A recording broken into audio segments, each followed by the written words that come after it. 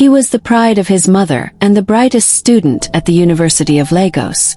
But when he tasted luxury through his friends, he traded wisdom for quick money. From lizards to goats, and finally to blood, the demands of wealth grew darker until the ultimate sacrifice shattered his soul forever. Now haunted by the spirit of the very woman who raised him, his search for salvation leads him to a pastor whose miracles stunned the crowd, but whose true identity carried the deadliest secret of all. This is not just a story of greed, it's a warning. Every price paid in blood must be repaid in tears. Welcome to African Folktale by Kate. Please like and subscribe to this channel as we unfold this interesting story. The evening sun burned orange across the crowded streets of Lagos. Hawkers called out, buses honked, and life moved fast. But inside a small, worn-out room in Mushin, a young boy named Alexander sat by the window, holding his admission letter to the University of Lagos with trembling hands. His mother, Mama Ruth, looked at him with tears in her eyes. Her wrapper was old, patched in many places, but her heart was full of pride. "My son, see what God has done. You will go to school. You will be great. You will break this curse of poverty that has tied us for years." Alexander, still young but already sharp, hugged her tightly. "I promise, Mama. I'll make you proud. You'll never suffer again." Mama Ruth worked as a petty trader, selling tomatoes and pepper in the market. Every kobo she made went into Alexander's future. People in the neighborhood always admired her sacrifice. "That Ruth N, she no day eat better food but she go buy books for that boy. God will reward her." Those words always reached Alexander's ears, and each time, he vowed never to fail her. The University of Lagos was nothing like Mushin. The gates, the hostels, the classrooms, all carried a certain pride. When Alexander resumed, he wore his only pair of black shoes, already beginning to crack at the sole. His bag was second-hand, bought from a neighbor who pitied his mother. But once lectures began, everyone noticed him. His answers in class were sharp, his projects flawless. He became known as Professor Alex among his classmates. Still, brilliance could not hide hunger. While others ate in expensive cafeterias, Alexander often managed with Gary and groundnut in his room. He had one decent shirt that he washed at night and wore again the next day. It was during one of those hungry afternoons that his path crossed with Tund, Bayo, and Kelvin. They were the big boys of campus. Tund always wore designer sneakers. Kelvin's phone was the latest iPhone. And Bayo was the one with the loudest laugh and the keys to a sleek black Lexus. Everyone respected them, even lecturers treated them carefully. Rumors followed them like shadows. "Those boys they run Yahoo," people whispered. But nobody dared say it too loudly. One afternoon, while Alexander was helping Kelvin fix his laptop in the computer lab, Kelvin leaned closer, lowering his voice. "Guy, you're too smart to be suffering like this. Do you know how much your brain can fetch you?" Alexander looked up, confused. "I don't understand." Kelvin smiled, showing his gold tooth. "We day run things. Real money. Not small allowance from Mama. I'm talking Ben's dollars trips. All we need is your brain. Join us, and you'll never stress again." Alexander laughed nervously, shaking his head. "I don't think this is for me. My mother warned me about quick money. She said it never ends well." Tund, who had been scrolling on his phone nearby, looked up and chuckled. "Forget that, my guy. Mama no go understand. You're in Lagos now. If you're not making money, you're nothing. We're not begging you. We're offering you a seat at the table." For weeks, Alexander avoided them. He buried himself in books, trying to silence the voice inside him that whispered, "Don't you want a better life?" But poverty has a way of making temptations louder. One evening, as Alexander returned to his hostel, he found Bayo waiting by the gate. Bayo was leaning against his Lexus, chewing gum like he owned the world. "Alex, hop in." Inside the car was a bag full of groceries, rice, beans, canned fish, even soft drinks. Things Alexander hadn't tasted in months. "This is for you, bro. No strings attached. We can't just watch our guy suffer. Alexander blinked in shock. But why? I didn't ask for anything. Beo laughed. Because you're one of us already. You just don't know it yet. That night, Alexander cooked jollof rice for the first time in weeks. As he ate, his roommate Chaik shook his head. Alex, be careful, oh. Nothing day come free from those boys. Their money gets spirit. But Alexander was too busy enjoying his full stomach to listen. Slowly, he began spending more time with them. They took him to clubs, bought him clothes, even paid his school fees balance. Felt good, too good. But then came the real test. One evening, as they sat in Tun's apartment filled with smoke and music, Kelvin leaned forward. Bro, we can't keep funding your lifestyle forever. You've tasted life now. If you want to keep rolling with us, you must join fully. Alexander's heart pounded. What do you mean by fully? The room grew quiet. Beo turned down the music. Tund lit another cigarette and exhaled slowly. Our money no be only Yahoo. We day backed by power. Strong power. There's a man who handles our sacrifices.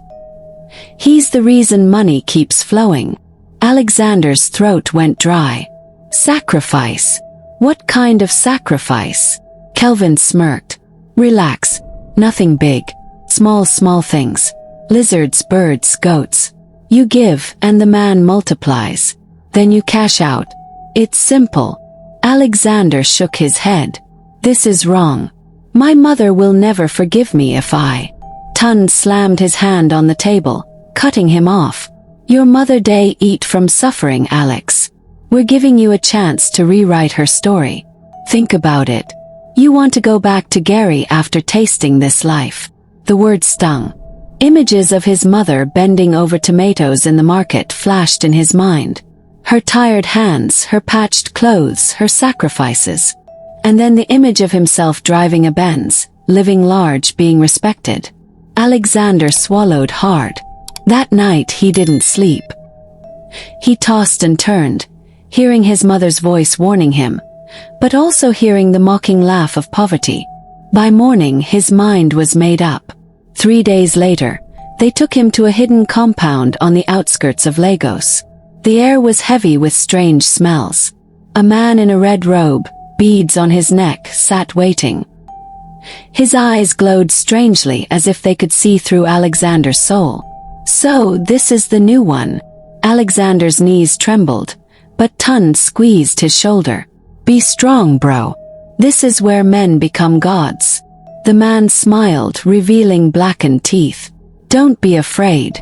All you need is a lizard. Bring it, and your doors will open. Sounded simple, almost harmless. Alexander nodded slowly. That night, as he left the compound, his heart was pounding. He didn't know then that this was just the beginning.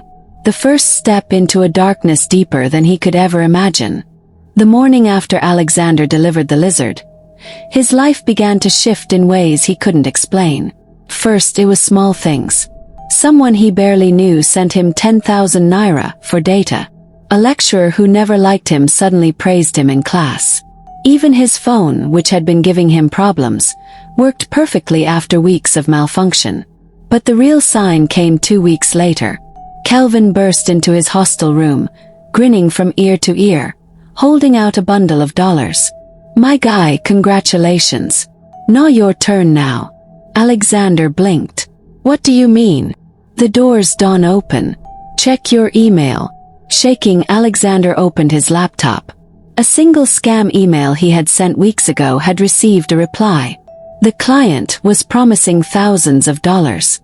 That night, his share alone was more than his mother had ever made in 2 years of selling tomatoes. He couldn't believe it. He kept touching the money, smelling it, counting it over and over again. And just like that, the hunger of poverty vanished. Started with new clothes. Kelvin and Tund took him to a boutique, bought him sneakers and designer shirts. Guy, you don't fit today, wear Okrika again. You be big boy now. Soon, Alexander upgraded from hostel life to a rented apartment off campus. He filled his fridge with food Mama Ruth could only dream of. He stopped trekking and started riding in cabs every day. And then came the biggest symbol of success, a Mercedes-Benz. One cool evening, the boys handed him the keys. "Welcome to the club, Alex Benz. From today, your suffering don't end." Alexander's hands shook as he slid behind the wheel. The smell of leather, the smoothness of the ride, it felt like heaven. When he drove into campus the next day, students stared. Girls whispered, guys nodded in respect. The poor boy from Mushin was gone. But back in Mushin, Mama Ruth noticed the change. When Alexander visited one Sunday, he wore designer clothes and gold chains. He carried a new phone, and when Mama Ruth asked where he got the money, he smiled. "Mama, don't worry. God is blessing me." Mama Ruth frowned, her hands shaking as she adjusted her wrapper. "My son, blessing no day come like that. Which work you day do? I hope you no join bad boys for that Lagos." Alexander forced a laugh. "Mama, I told you I'm intelligent. People pay me for computer work." But her eyes filled with tears. "Alexander, listen to me. Quick money is like fire. E-day warm you small time, but E-day burn you later. Don't forget the God we serve." Her words echoed in his heart. But when he drove away in his Benz, music blasting, her voice was drowned by the sound of luxury. The occult man was not silent. One night, Kelvin called. "Guy, Baba said it's time. He needs something new." Alexander's heart raced. "What do you mean? I already gave a lizard." "Relax. It's just a bird this time. Easy work." When Alexander arrived at the compound, the occult man was waiting, his strange eyes glowing in the candlelight. "Welcome, son of Ruth. The road of wealth is not walked once. Each step opens another." Alexander froze. How did you know my mother's name?" The man only smiled, revealing his blackened teeth. That night, Alexander delivered a bird. The ritual was short, but as the man sprinkled blood on the ground, Alexander thought he heard whispers calling his name. When he asked, the man only laughed. Wealth continued to flow, and so did the demands. After birds came goats. After goats came a black dog. Each time, Alexander's hands trembled, but his pockets grew heavier. The first time he sacrificed a goat, he went home and couldn't sleep. He dreamt of blood staining his hands, of his mother calling his name from far away. He woke up sweating, clutching his chest. But by morning, when he saw the new iPhone Kelvin bought him, the fear faded. Luxury numbed his conscience. The deeper he went, the stranger things became. He began hearing footsteps behind him at night, though no one was there. His reflection in the mirror sometimes smiled even when he wasn't smiling. Once, while driving, he thought he saw his mother's face in the rearview mirror, weeping silently. He almost crashed the car. He told Tund about it. "Bro, something is not right. I keep seeing things." Tund only laughed. "Guy, nah the price. Ignore him. As long as money day flow, you're fine." But Alexander knew deep down he was no longer fine. Then one night, the occult man called him personally for the first time. His voice was cold, like ice sliding across Alexander's skin. "The spirits are hungry. The time has come." "What do you mean?" "This time it is not lizards, not birds, not goats, not dogs. This time it must be human blood." Alexander's heart stopped. "What? Oh, I can't. You have 7 days. Refuse and madness will eat your soul." The occult man interrupted him. The line went dead. Alexander sat frozen in his Benz, sweat dripping down his forehead. For the first time, all the money, all the cars, all the clothes felt like chains around his neck. And in the silence, he thought he heard his mother's voice whispering in the dark. "Alexander, my son, don't do this." The night after the phone call, Alexander could not sleep. His room, once filled with the smell of new clothes and perfumes, now felt like a prison. The words of the occult man rang in his ears. This time, it must be human blood. He paced the floor, clutching his head. "No, can't do it. I can't kill anyone. God, what have I done? But when dawn came, his phone buzzed. A message from Kelvin lit the screen. No retreat, no surrender. Remember, you have 7 days. Alexander's chest tightened. On the first day, he tried to act normal. He went to class, smiled at people, even joked with Tund. But deep inside, his heart was heavy. That night, as he tried to sleep, a strange wind filled his room, though the windows were closed. The curtains shook violently. A whisper filled the air, calling his name. Alexander. Alexander. He jumped up, sweating, but saw nothing. He prayed the way his mother had taught him, but the words felt empty. The second day, he went to visit Mama Ruth in Mushin. She was cooking beans on a small coal pot when he arrived. Her face lit up the moment she saw him. "Ah, my son. You came to see me today. God bless you." She served him a plate of beans, the kind of food he had once hated but now missed. As he ate, she studied his face. "Alexander, what is troubling you? Your eyes look heavy. Are you sick?" He forced a smile. "No, Mama. Just school stress." But her eyes didn't leave him. Mothers always know. "Alexander, my spirit is not at peace. Tell me the truth. Are you in trouble?" His throat tightened. Tears burned his eyes, but he quickly looked away. "No, Mama. Don't worry. I'm fine." He hugged her tightly before leaving, breathing in the familiar scent of smoke and palm oil on her wrapper. As he walked away, her voice echoed after him. "Remember what I always told you, my son. No blood can buy peace." The words pierced his heart. By the 4th day, the torment began. Alexander woke in the middle of the night to find his bed soaked, not with sweat, but with blood. He screamed, jumping off the bed, but when he switched on the light, it was gone. Only clean sheets remained. Another night, he looked into the mirror and saw himself grinning wickedly, even though his real face was pale and trembling. He began avoiding sleep, pacing the floor until morning. Kelvin visited and found him shaking. "Bro, I can't do this. I can't kill anyone." Kelvin's eyes hardened. "Then get ready to run mad. Nobody escapes Baba. Nobody." On the 6th day, the occult man himself appeared at Alexander's door. No knock, no warning. He was just there, standing in the dark corner of the room. Alexander screamed, stumbling back. "Time is running out, son of Ruth. The spirits are hungry. If you refuse, madness will eat your bones, and worms will dance in your brain." Alexander fell to his knees. "Please, take anything else. Take my car, my money, my blood. Just not a human." The man's eyes glowed. "You cannot bargain with spirits. They demand what they demand. And they demand blood close to you. The blood of family is sweetest."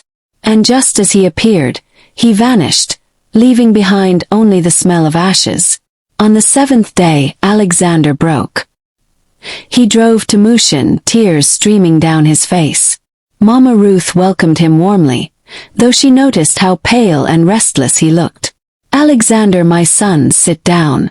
Talk to me." But he couldn't speak. He just sat there, staring at her, the woman who had given everything for him. That night, he convinced her to follow him. "Alexander," softly. "Mama, come with me. I want to show you where I live now. You'll be proud." She hesitated but eventually agreed, smiling. "Ah, my son wants to spoil me today, ABI? Okay, let's go." As they drove, tears blurred Alexander's vision. Every streetlight felt like judgment, every shadow like an accusing finger. The compound was dark, lit only by red candles. The occult man stood waiting, his robe flowing, his staff in hand. Mama Ruth froze at the sight. "Alexander, where are we?" Her son could not meet her eyes. "Welcome, woman. Tonight, your blood will open gates of endless wealth." Mama Ruth's eyes widened in horror. She turned to her son, trembling. "Alexander. No, tell me this is not true."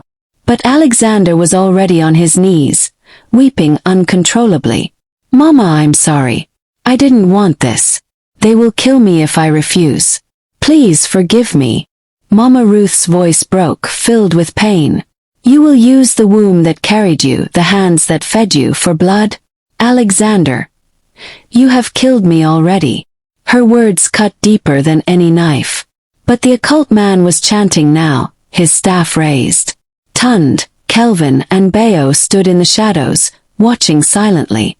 The ritual began.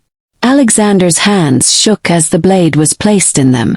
His vision blurred with tears. Do it, or you will run mad in 7 days. A scream tore from Alexander's chest as he raised the knife. Mama Ruth closed her eyes. I forgive you, my son, but God will judge. And then the deed was done. Blood spilled. A mother's life ended at the hands of her only child. As the last drop of blood touched the ground, the occult man laughed, raising his hands. It is done. Wealth without end. Suddenly his body froze. His eyes widened in shock. He clutched his chest, gasping. No, no, this cannot be, her spirit too strong. Before anyone could move, he collapsed to the ground, dead. The candles went out instantly, plunging the room into darkness. Alexander dropped the knife, his whole body shaking. What's happening? No one answered. The other boys fled into the night. Alexander was left kneeling in the darkness, his mother's blood still warm on his hands, the occult man dead before him. And then, from the shadows, a whisper came. Alexander, Alexander, you killed me, but my spirit will never leave you. He staggered back, clutching his head, screaming into the empty night. The night after the ritual, Alexander did not sleep. He sat in his darkened room, trembling, his hands still stained with blood he could not wash off. No matter how hard he scrubbed, the smell of iron and smoke lingered on his skin. Every time he closed his eyes, he saw Mama Ruth's face. Not the face of death, but the face of life. The way she smiled when serving him beans, the way her eyes lit up whenever he succeeded, the way she hugged him tight as if he was her whole world. Now he had destroyed that world. 3 days after the ritual, Alexander felt the change. First it was subtle. His Mercedes, shiny and new, refused to start one morning. The more he turned the key, the more smoke poured from the bonnet until fire burst out. He jumped away, terrified. What is happening? This car is not even 6 months old. That evening, his head began to pound. He felt heat crawling under his skin like invisible ants. When he looked into the mirror, his reflection was no longer his. His mother's face appeared in the glass, eyes cold, lips whispering. Alexander, you killed me. He screamed and smashed the mirror with his fist, cutting himself. By the 7th day, the haunting grew worse. At night, shadows gathered in the corners of his room. He heard footsteps pacing but saw no one. His clothes moved as if invisible hands touched them. The smell of burning palm oil filled the air, the same smell his mother carried whenever she cooked. One night, he woke to find her sitting at the foot of his bed. She was not flesh, not blood, but a shadow of smoke with glowing eyes. Mama Ruth's spirit said calm but deadly, "Did I not warn you, my son? Blood cannot buy peace. Your wealth will rot, and your soul will suffer." Alexander fell on the floor, crying, shaking his head. "Mama, forgive me. Please, I was forced. I didn't want to. Mama." But the spirit only laughed, a sound that pierced him like thorns. Kelvin and the others stopped visiting him. When he called Tund one evening, begging for help, the reply was cold. "Guy, you're on your own. Baba is dead. We can't help you. Don't call me again." Blick. The line went dead. Kelvin blocked his number completely. Bayo, the one who once hailed him as Big Boy Benz, avoided him on campus, turning away like Alexander carried a plague. The same friends who pushed him into the ritual now abandoned him like a stray dog. The torment grew unbearable. He stopped attending classes. He stopped eating. His once muscular frame shrank, leaving him gaunt and hollow-eyed. Students who once admired his intelligence whispered when he passed by. Some swore they saw him talking to himself in empty classrooms. One afternoon, as the sun burned hot, Alexander stripped off his shirt in the middle of the street, laughing hysterically, shouting, "Who wants money? Come and take my blood. Take my soul."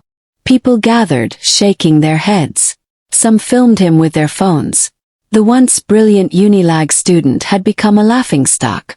Desperate, he turned to other occult men. He traveled to shrines in Ibadan, Oshogbo, even far-off Benin. Each time he was told the same thing. The first priest in Oshogbo said, "Your case is not ordinary. The spirit of your mother is too strong." The second priest in Ibadan told him, "We cannot fight the blood that birthed you. Leave before her shadow follows me here." One priest in Benin even refused to let him enter, slamming the door before he reached the gate. Everywhere he turned, rejection. No man, no shrine, no sacrifice could save him. Back in Lagos, Alexander's health collapsed. His skin turned pale, his lips cracked, his eyes sunken. He coughed blood in the mornings. He no longer looked like a university student. He looked like a ghost walking among the living. Neighbors in Mushin whispered about him. Some said he had joined the occult. Others claimed madness was chasing him. One evening, after fainting by the roadside, a stranger dragged him to his feet. It was Mr. Adebayo, an older man in the neighborhood. "Alexander, your life is wasting. I warned your mother when you stopped coming home. She prayed for you every night. Now look at you. Look at yourself." Tears filled Alexander's eyes. "Help me, sir. I don't want to die. I don't want to run mad." Mr. Adebayo sighed, shaking his head. "There is only one man who can help you now. Pastor Jeremiah. He fights spirits that no shrine dares touch." Mr. Adebayo said. The name struck Alexander like a spark in the dark. A week later, weak and trembling, Alexander forced himself to Pastor Jeremiah's church. The compound was full. Men, women, children waiting with testimonies of miracles. He saw a blind woman weeping with joy as she declared she could see again. He saw a crippled man throw away his crutches, running and dancing. The crowd shouted praises, some falling to the ground in worship. For the first time in months, Alexander felt hope. He knelt at the back, tears streaming. Alexander whispering, "God, if this man is truly from you, let him save me. Let him save me from Mama." But deep inside, a strange chill ran through him. Something about the pastor's eyes lingered too long on him, as though Jeremiah already knew his story. And in that moment, Alexander did not realize. The true battle was only beginning. The church hall was crowded. Men clapped, women danced, drums thundered. But Alexander sat at the very back, shaking. His clothes were ragged, his hair unkempt, his eyes hollow. He looked nothing like the brilliant computer science student he once was. Up front, Pastor Jeremiah's voice boomed like thunder. "Every curse has an expiry date. Every demon must bow to the name of Jesus." The crowd erupted, shouting Amen. Alexander tried to join the chorus, but his throat was dry. His body felt weak, as though 1,000 invisible chains held him down. Then suddenly, the pastor stopped mid-sermon. His eyes scanned the hall and landed directly on Alexander. "Ooh, young man at the back. Come forward." Murmurs spread through the crowd. Alexander's heart pounded. His legs shook as he stumbled toward the altar. When Alexander reached the altar, Pastor Jeremiah placed his hand on his shoulder. The pastor's touch was cold, colder than ice. He whispered so only Alexander could hear. "Your mother is not gone. Her spirit stands here, watching." Alexander froze. His lips trembled. "Please, Pastor, save me. I don't want to die. I don't want to run mad." Jeremiah's eyes narrowed. "Do you think forgiveness comes cheap? You spilled blood, the blood that birthed you. There is no salvation for a man who kills his own mother." Alexander fell to his knees, sobbing. I was forced. I didn't want to. Please help me. The pastor raised his staff high. Lightning seemed to crack across the ceiling, though the sky outside was clear. The crowd gasped, some shouting prayers, others backing away. Then it happened. A thick wind swept across the church. Candles went out. The drums silenced themselves. Women screamed as the temperature dropped. And there she was, Mama Ruth's spirit. She appeared at the altar, dressed in the same wrapper she wore on the day she died. Her eyes glowing like burning coals. The crowd fell to the ground in fear. Some crawled out of the hall. Alexander lifted his face, tears pouring. Mama, please forgive me. I beg you. Her spirit spoke, her voice deep and heavy, echoing through every corner of the hall. I carried you 9 months. I fed you when there was no food. I prayed for you when others mocked. And you used my blood for wealth. Alexander shook violently, banging his head on the floor. I was blind. I was foolish. Please, Mama, forgive me. Just once. But the spirit's voice was firm. A mother forgives many things, but not betrayal with blood. You will drink from the same cup you gave me.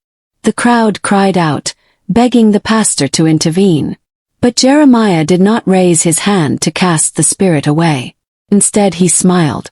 And then the truth unfolded. Do you know who I am, boy? I was not sent to save you. I was sent to judge you. Alexander's head snapped up in horror. The pastor's face shifted just for a moment. His eyes turning dark. His lips stretching unnaturally wide. Gasps filled the room. Some fainted on the spot. Jeremiah's voice boomed. Your mother was one of us. She ruled in silence, unseen. When you killed her, you thought you gained freedom. Well, you only freed her spirit to take her throne back. And I am her servant. Alexander's blood ran cold. No, it can't be true. The pastor leaned close. Your suffering is not ending. It is only beginning. Suddenly, Alexander's body convulsed. His mouth foamed. He rolled on the floor, screaming as invisible hands pulled him in every direction. The crowd scattered, terrified. Only a few brave souls stayed, praying loudly. Mama Ruth's spirit stretched her hand. From this day you will know no peace. Your wealth will rot. Your friends will despise you. Your mind will be a cage. Alexander screamed louder, clutching his head. Images flooded his eyes. Blood pouring from his Mercedes, snakes crawling through his bed, fire rising from his books, and his mother's face, always watching, always judging. Stop, please. I'll do anything. But there was no mercy. Days turned into weeks. Students on campus whispered about the once brilliant Alexander. They said he now roamed barefoot through the streets of Mushin, muttering to himself. Some saw him laughing at nothing. Others saw him crying in the rain, calling for his dead mother. He lost everything, the car, the clothes, the respect. He became a shadow, a ghost before death. Sometimes children followed him, mocking. See the Yahoo boy. See Ben's boy. He killed his mother for money. He would scream at them, his eyes wild, before running off into the night. One night, weak and hungry, Alexander collapsed by the roadside. He drifted into a vision. In it, Mama Ruth appeared once more, standing tall, her face softer now. My son, you chose the path of greed. Cannot undo what you began. Your suffering is your punishment, and your madness is your prison. Alexander reached out, weeping. Mama, please. Just hold me one more time. But she faded into smoke before his hands could touch her. When he awoke, he was alone. The night was silent. His tears soaked the dusty ground. Alexander never recovered. His brilliance wasted. His wealth vanished, his mind shattered. Those who once envied him now pitied him. And his story became a warning whispered across Lagos campuses. Beware the greed for quick wealth. For every blood spilled, a spirit waits to collect the debt. This was just one of the many mysteries hidden in African folktales. Every story carries a powerful lesson, and here on Africa Tales by Kate, we bring them to life with drama, mystery, and shocking twists. Globe showing Europe, Africa sparkles. If you were touched by Alexander's story, don't stop here. Another tale is waiting for you, even more mysterious and unforgettable. Backhand index pointing right, tap the video on your screen now and continue your journey through Africa's timeless wisdom.